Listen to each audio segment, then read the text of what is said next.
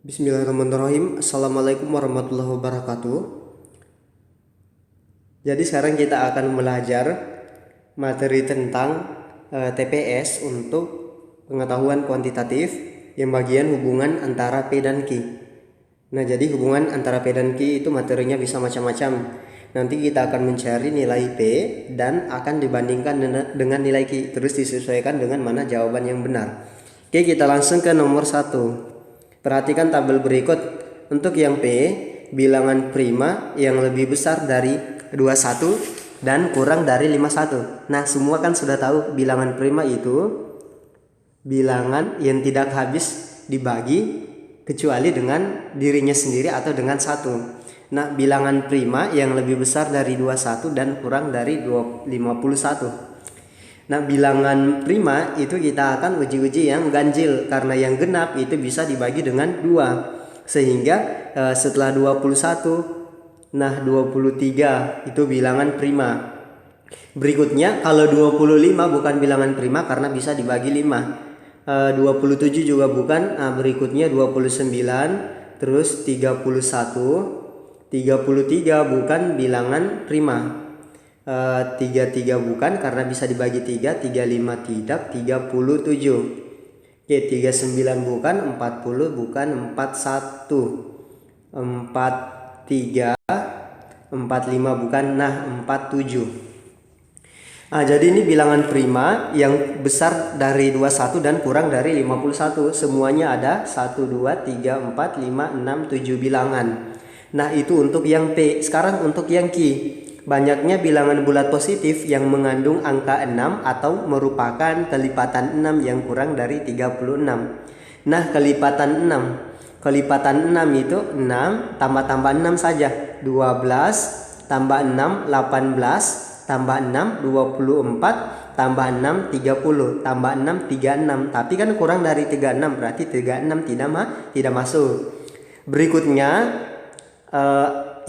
yang mengandung angka 6. Nah, yang mengandung angka 6 yang kurang dari 36 berarti kan 6. Terus tambah 10, 16. Tambah 10 lagi 26. Nah, karena 6 dua kali jadi kita akan hitung sekali saja. Jadi kita akan hitung jumlah bilangannya 1, 2, 3, 4, 5, 6, 7. Nah, untuk P itu ada 7 bilangan, untuk Q juga ada 7 bilangan, sehingga hubungannya nilai P itu sama dengan nilai Q. Oke, jadi seperti itu. Nah, sekarang kita lanjut ke soal nomor 2. Jika P sama dengan luas persegi dengan sisi 25 cm dan Q luas persegi panjang dengan panjang 30 cm dan lebar 20 cm. Nah, tahu kan rumus dari luas persegi? Luas persegi itu P sama dengan sisi kali dengan sisi. Sisinya 25 cm, berarti 25 kali 25. 25 kali 25 625. Nah, untuk yang Q luas persegi panjang. Kalau persegi panjang luasnya benar panjang dikali dengan lebar. Panjangnya 30, lebarnya 20. Berarti kalau dikali hasilnya 600. Sekarang kelihatan mana yang lebih besar? Yang lebih besar adalah nilai Q. Berarti jawabannya A, P besar Q. Sekarang lanjut ke soal nomor 3. Jika P sama dengan 331 kali 329 kurang 3302 ditambah 2 dan dibandingkan dengan nilai Q. Nah, sebenarnya ini kita bisa kerja dengan cara dikali terus dikurang. Tapi kalau seperti itu butuh waktu yang lama. Kita akan memperkirakan saja. Nah, ini kan perkalian angka ratusan, pasti hasilnya ini besar. Nah, dikurang dengan yang ini ribuan, berarti ini yang kecil. Kalau besar kurang kecil pasti hasilnya positif. Nah, yang ini 4100, ini yang kecil dikurang dengan perkalian yang tinggi, ini yang besar. Hasilnya pasti negatif. Positif dengan negatif, mana yang besar? Nah, benar yang besar adalah positif, berarti P besar dari Q. Jadi jangan ini dikali terus dikurang karena butuh waktu yang lama. Sekarang kita lanjut ke soal nomor 4. nomor 4 masih hubungan P dan Q tentang konsep rata-rata. Rata-rata dari 5N, 3N, dan 7. Nah, rata-rata itu kan jumlah data kita jumlahkan semua 5N ditambah dengan 3N ditambah dengan 7 dibagi dengan banyaknya data. Ada 1, 2, 3, berarti dibagi 3. Hasilnya sama dengan 5N tambah 3N itu 8N ditambah dengan 7/3. Nah, ini rata-rata dari P. Dan untuk rata-rata dari Q berarti 2N ditambah dengan 6N ditambah dengan 9 diper dengan 3. 2N tambah 6N 8N ditambah dengan 9 dibagi dengan 3. Nah, 8N-nya sama, 3-nya juga sama. Yang membedakan 7 dengan 9. 7 dengan 9 mana yang besar? Yang besar adalah 9. Berarti nilai Q yang lebih besar. Berarti P lebih kecil dari Q. Berikutnya soal nomor 5. Dalam sebuah kelas, perbandingan siswa perempuan dan laki-laki itu 3:4. Diketahui bahwa 40% dari jumlah mengambil pilihan ujian biologi, 20% fisika. Nah, saya tulis 40% itu mengambil biologi, 20% itu mengambil fisika, dan sisanya kimia. Berarti kimia 40%. Nah, supaya totalnya 100 itu kimia. Jika jumlah siswa dalam kelas tersebut 35 orang, maka untuk yang P, jumlah siswa perempuan kita ambil dari perbandingan perempuan dan laki-laki itu 3:4. Berarti jumlah perempuan kan, perempuan banding laki-laki itu sama dengan 3:4. Berarti jumlah perempuan itu sama dengan 3 per jumlah keseluruhan dan 35. Nah, saya tinggal jumlah keseluruhan kan perempuan tambah laki-laki, berarti 3 tambah 4, 7 dikali dengan 35. Saya sederhanakan, 35 bagi 7 5 kali 3 15. Berarti jumlah perempuannya 15 orang. Itu nilai P. Dan nilai Q jumlah siswa yang mengambil kimia. Yang mengambil kimia ada 40%. Berarti yang mengambil kimia 40/100 dari totalnya 35 orang. Nah, ini bisa saya sederhanakan. 4 dengan 10 itu 2 dengan 5. 35 bagi 5 7. 7 kali 2 14. Nah, ini nilai Q. P 15, Q 14. Berarti P lebih besar dari Q. Jawabannya A. Sekarang soal nomor 6. Satu perkebunan sawit dengan luas 100 hektar dapat menghasilkan minyak sawit 6 ton. Setelah dilakukan penanaman kembali, produktivitas minyak sawit meningkat 0,08 ton setiap hektar. Manakah hubungan P dan Q yang benar? Nah, P itu 14 ton, kita akan mencari Q, total jumlah minyak sawit yang dihasilkan perkebunan tersebut. Nah, kan pernyataannya itu awalnya 6 ton. Produktivitas minyak sawit meningkat 0,08 ton setiap hektar. Berarti peningkatannya kalau 100 hektar tinggal dikali 100. Berarti 100 dikali dengan 0,08. Nah, ini hasilnya 8. Ini peningkatannya. Kalau awalnya 6 ton meningkat 8, berarti total sawitnya menjadi berapa atau nilai Q? 6 ditambah dengan 8. 6 ini produktivitas awalnya dan 8 ini peningkatannya. 6 tambah 8 14. Berarti P 14, Q juga 14 ton. Berarti jawabannya C. P itu sama dengan Q. Lanjut ke soal nomor 7. Dedi dan Ambar mendaftar sebagai peserta asuransi dengan premi sama. Jika untuk membayar premi gaji Dedi sebesar 3 juta dipotong 5%, nah berarti kita bisa tahu premi gaji Dedi itu 5% dari 3 juta. Manakah hubungan yang benar antara kuantitas P dan Q berikut berdasarkan informasi yang diberikan? P besarnya gaji Ambar jika untuk membayar premi gaji Ambar dipotong 3%. Nah, kata kuncinya tadi, Dedi dan Ambar memiliki premi yang sama. Berarti saya bisa tulis begini, Dedi itu sama dengan preminya Ambar. Nah, untuk Dedi itu 5% dipotong dari 3 juta. Berarti 5/100 dari 3 juta. Oke. Nah, untuk Ambar berarti dia dipotong 3%. 3% dari gajinya, tapi gajinya belum ditahu. Saya misalkan X, berarti 100-nya bisa saya coret, 3-nya bisa saya coret. Berarti X sama dengan 5 juta. Nah, ini gaji Ambar. Berarti P itu 5 juta, Q 4 juta. Berarti P besar dari Q. Jawabannya B. Oke, gampang kan? Nah, sekarang soal nomor 8. Jika X sama dengan panjang rusuk bus yang volumenya 1000 cm kubik. Nah, 1000 cm kubik volume kubus, rumusnya adalah sisi pangkat 3. Nanti sisinya sama dengan akar pangkat 3 dari volume. Akar pangkat 3 dari volumenya sama dengan 1000. Nah, berapa akar pangkat 3 dari 1000? 10, karena 10 dikali sebanyak 3 kali itu hasilnya 1000. Nah, ini nilai X. Untuk nilai Y, sisi segitiga sama sisi yang kelilingnya 30 cm. Segitiga sama sisi berarti panjang sisinya semua sama. Sehingga kelilingnya berarti 3 kali sisi. Sisi tambah sisi tambah sisi.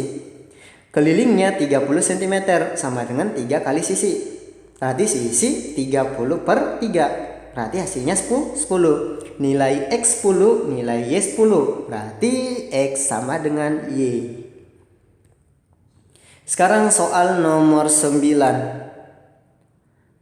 Astrid dapat menuntaskan sebuah pekerjaan dalam waktu 4 hari. Sedangkan Chris dapat menuntaskan pekerjaan yang sama dalam waktu 6 hari. Jika Astrid dan Chris bekerja bersama-sama dapat menuntaskan dalam waktu, nah ini X hari, manakah hubungan yang benar antara kuantitas dan berikut berdasarkan informasi yang diberikan. Nah, ini waktu gabungan. Jadi waktu gabungan begini rumusnya, seperti gabungan itu sama dengan seperti yang dibutuhkan oleh orang pertama ditambah seperti yang dibutuhkan oleh orang kedua. Orang pertama butuh waktu 4 hari, berarti 1/4 ditambah dengan orang kedua butuh waktu 6 hari, 1/6. Nah, bagaimana kalau ada orang ketiga? Nah, tambah lagi nanti 1/3. Kita samakan penyebutnya. Per 4 dengan 6, penyebut 12 bagi 4 3, 3 kali 1 3. Ditambah per 12 bagi 6 2, 2 kali 1 2. Berarti 3 tambah 2 5/12. Ini adalah seperti gabungan. Berarti T gabungan sama dengan, tinggal balik saja ini, menjadi 12 bagi 5. 12 bagi 5 itu 2,4. Nah, P 2,4, Q 1,5. Berarti P besar dari Q. Jawabannya A. Nah, sekarang untuk soal nomor 10. A, B, C, D, E adalah bilangan bulat positif yang kurang dari, nah ini harus 6. Nah, dengan A besar B, besar C, besar D, besar E. Nah, kan ada 5 bilangan positif kurang dari 6. Berarti 1, 2, 3, 4, 5. Nah, yang paling besar adalah A. Berarti A sama dengan 5. B sama dengan 4, C sama dengan 3, D sama dengan 2, E sama dengan 1. Oke, untuk yang P, A tambah E bagi 2. A dengan E. Berarti A tambah E per 2. Nilai A 5, nilai E 1/2. 5 tambah 1 6, bagi 2 3. Untuk nilai Q itu yang C. C3, berarti P3, Q3. P sama dengan Q. Sekarang kita sudah sampai ke soal nomor 11. Perhatikan tabel berikut. Untuk nilai P sama dengan 1/4 kali 250. Nah, jangan dulu saya cari hasil akhirnya karena mirip dengan Q. Saya bandingkan saja nanti. Sama dengan 3/4%. Berarti saya kali dulu 23 kali 4. 2 simpan 1, 92 tambah 3, 95/4/100, berarti di bawah 100 lagi dikali dengan 250. Hasilnya, nah kita akan bandingkan P dengan Q. Yang sama di P dan Q ini 1/4. Ini kan 1/4 dengan 250. Yang membedakan 95/100. 95/100 itu hasilnya tidak sampai 1. Sehingga akan membuat angka ini kalau dikali lebih kecil. Karena ini 0, jadi yang lebih besar adalah P. Di A, P besar dari Q. Sekarang soal nomor 12. Nah, nomor 12 saya berikan dua cara. Yang pertama cara manual, nanti kedua cara cepat. Oke, untuk cara manual, seorang anak bernama Ahmad memiliki ladang yang ditanami pohon sengon dan pohon jati dengan rata-rata tinggi seluruh pohon adalah 530 cm. Pakai konsep rata-rata gabungan.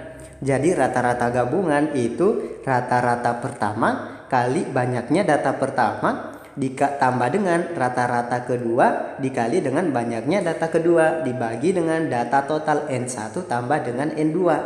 Nah, kan ada pohon sengon dan pohon jati. Setelah digabung rata-ratanya 530. Berarti X gabungan 530. Oke, mengerti?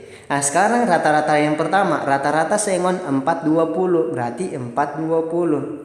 Untuk sengon itu jumlah pohonnya belum ditahu. Saya misalkan dengan P, karena P itu jumlah pohon sengon. Ditambah dengan rata-rata kedua pohon jati 560. Dikali dengan Q, Q itu jumlah pohon jati. Diper dengan P ditambah dengan Q. Oke. Kalau modelnya seperti ini kita cukup kali silang. 530 kali P berarti 530 P ditambah dengan 530 kali Q, 530 Q. Hasilnya sama dengan 420 P tambah 560 Q.